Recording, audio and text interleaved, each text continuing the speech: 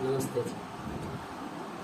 नास्ते अहंकार क्षमा शत्रु, अहंकार से बड़ा कोई शत्रु नहीं। राम भद्राचार्य जी द्वारा जो वमन किया गया है महर्षि देव दयानंद के प्रति, वह न जाने उनकी कुत्सित बुद्धि के कारण उन्होंने किया या आर्य समाज संगठन से कोई न जुड़े, इस कारण से उन्होंने यह वमन किया।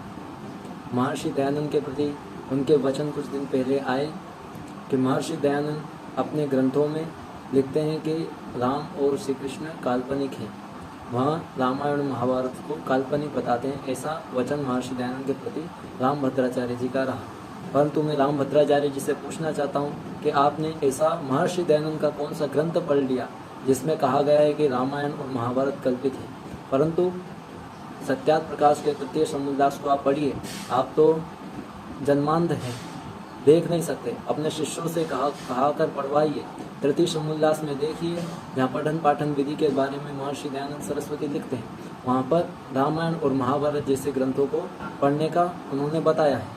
जब महर्षि दयानंद राम और कृष्ण को कल्पित मानते हैं तो उनके ग्रंथों, उनके इतिहासों को पढ़ने को क्यों कहते हैं? परंतु न जाने इस कारण से यह वचन आपने वमन किए हैं। आर्य वैदिक परंपरा से संचालित गुरुकुलों में आप जाकर देखिए, जब सुबह शाम संध्या हवन यज्ञ करा जाता है, जब देखिए यज्ञ हवन के बाद में कैसे पूरी धरा को मर्यादा पुरुषोत्तम श्री राम और योगी राज श्री कृष्ण के नारों से गुंजायमान और ब्रह्मचारी करते हैं। अभी आप अहंकार के शिखर पर जा बैठे हैं कि जहाँ आर्य समाज संगठन के कई विद्वान और सन्यासीगण, आचार्यगण आपको वीडियो क्लिप के माध्यम से, पत्रों के माध्यम से, अनेक माध्यमों से आप तक सूचनाएं पहुंचा रहे हैं। महर्षि दयानंद के प्रति जो आपने कहा है उनका प्रमाण मांग रहे हैं, लेकिन आपने अभी तक उसके बारे में कोई भी सामने से प्रमाण नहीं दिया है। आपके द्वारा यहाँ जो वमन किया गया है, इसके लिए आपको क्षमा तो अवश्य ही मांगनी पड़ेगी। वहाँ किसी प्रकार से साम दाम दंड भेद आदि किसी नीति से मंगवानी पड़े,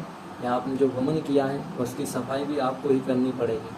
आपने वेदों के प्रकांड विद्वान, जिसे वेदों का सूर्य कहे तो कम होगा, उसके ऊपर थूकने का प्रयास किया है। और आप अच्छे भली भांति प्रकार से समझते हैं, यदि सूर्य पर कर थूकता है ऊपर मुँह करके तो वह थूक उसी के ऊपर गिरता है।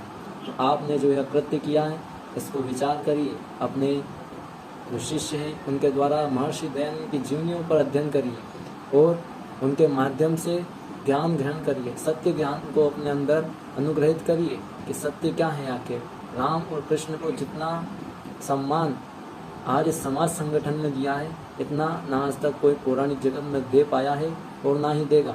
जो उनका आर्यत्व है, जो उनका श्रेष्ठ जीवन चरित्र है, उस पर यदि कोई कार्य करता है, उसका जगह जगह कोई प्रचार करता है, तो केवल वहाँ एक आर्य संगठन महर्षि देव दयानंद सरस्वती द्वारा बनाया हुआ संगठन ही सब जगह उनके गुणों का प्रचार प्रसार करता है। तो आपको अपनी गलती अवश्य माननी पड़ेगी और इस पर चिंतन विचार करिए। आपने एक वीडियो डाला, वो भी हटाया, लेकिन उसको हाइड किया पूर्ण तरीके से, पूर्ण रूप से उसको यूट्यूब से भी नहीं हटाया। आपको यूट्यूब भी हटाना पड़ेगा और सबके सामने सोशल मीडिया के माध्यम से, या जिस गद्दी से आपने यह शब्द बोले थे उसी गद्दी मंच पर बैठकर सबके सामने माफ़ी मांगनी पड़ेगी।